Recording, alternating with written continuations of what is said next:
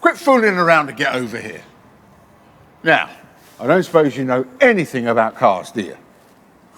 Only kidding. No one knows shit about cars except for me. Well, that's what I told customers anyway.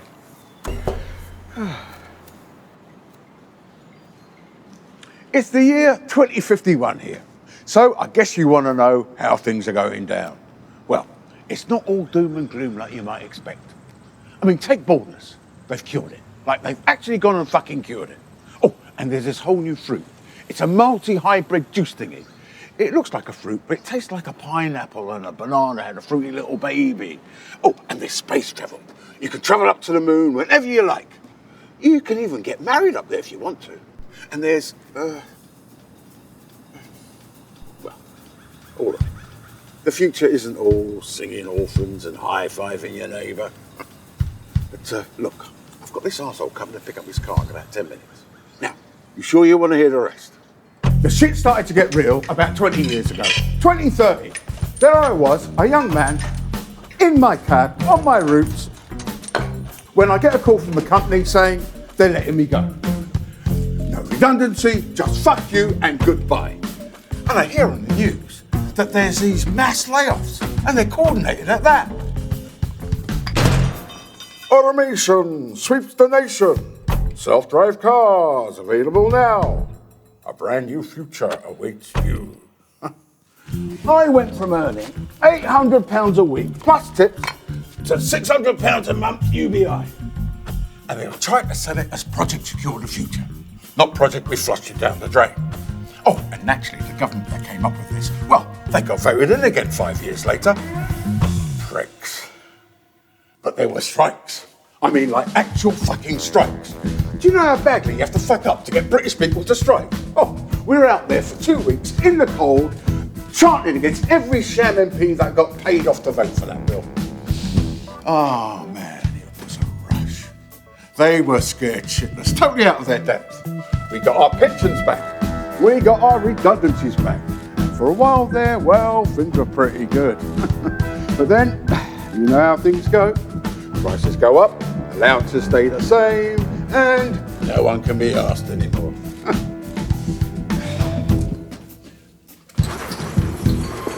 The working class became the unemployed. And the top 0.1%, well, they birthed the first round of global trillionaires. And the middle class, well, they were everything else, but mainly landlords. You know what's strange? The person you'd think would make it as the first trillionaire didn't actually make it.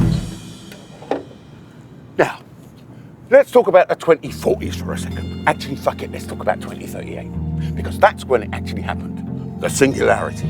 Now, Sally from down the road, she gets her first A110. And it's all paid for by a divorce from her husband, who went down a conspiracy theory rabbit hole and he curb-stomped a puppy he thought was working for the media. The A110 is the first conscious android on the market. Now, the kids, well, they're trying to break down the door to take a look at this thing.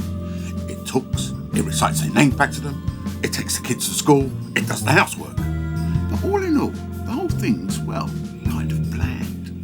There's no robot apocalypse, there's no battle for the human species. 10 years later, and no one can afford one of these damn things. And of course, the robot sex industry, well, that is thriving. But we're not going to get into that. All I'm going to say is, when you get to now, the last thing you're going to want to be worrying about is unwanted pregnancies. Or STIs. Or the walk of shame. Why am I complaining about this again? 2038 was also the year I met my wife. Population growth was an all-time low. And the programme only paired us together because they didn't know I was bollocksless. Lucky thing I had to snip though because the insurance premiums came in. £2,000 a ball it would cost me now.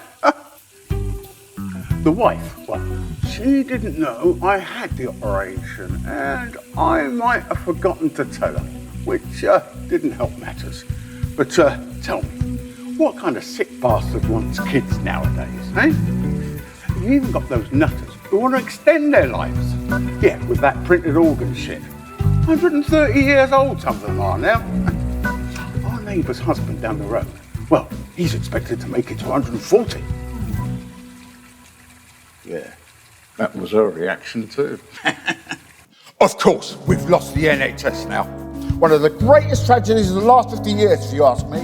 Sent straight past go to the graveyard of history, where at best it was nothing more than an absurd socialist fantasy that would never work today.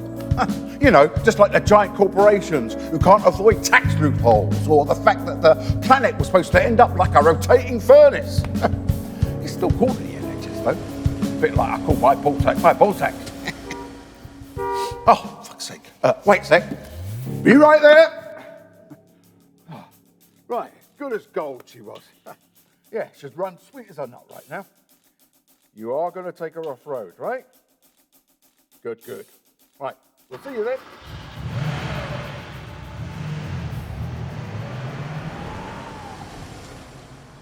Ah, there you are.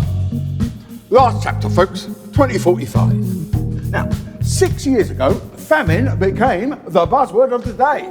The great climate displacement. Millions of people on the move.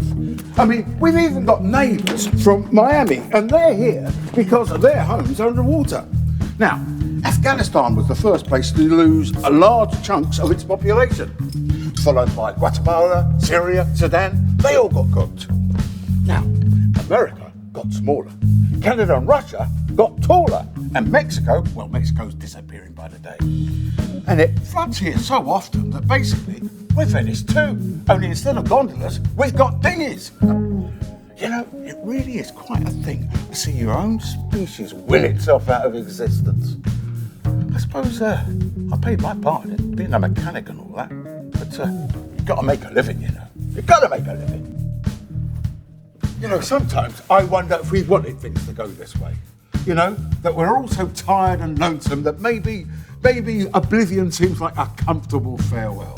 But maybe we just like fast cars too much, or fast food. But we're here now. Be comfortable. Hello? Yeah, this is he. Yeah, I'm acquainted with him, yeah. No, officer. I'm not in that line of work. Really? What, he said that? Oh, that was kind of him. What, I'm summoned? What, by a tin pot like you? Oh, yeah, all right. Shut up already. I'll be there in a second, all right? Just, I'll head there. Jeez. What?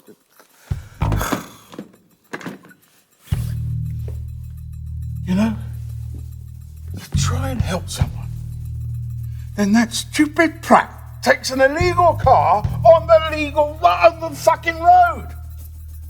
I mean, what the fuck did he think was going to happen?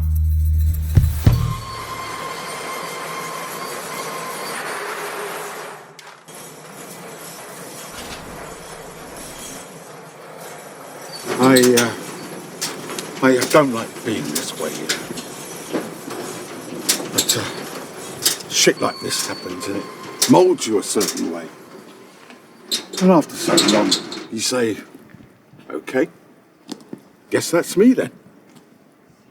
And I don't know if things are always going to be this way or it's just rotten luck that I'm alive at this very moment. But we're here now. Day zero. The end of the end. And I think I resent that the most. The fact that I must have missed out on all the good times along the way. But now, I'm here to see the final result. Our last declaration. We lost.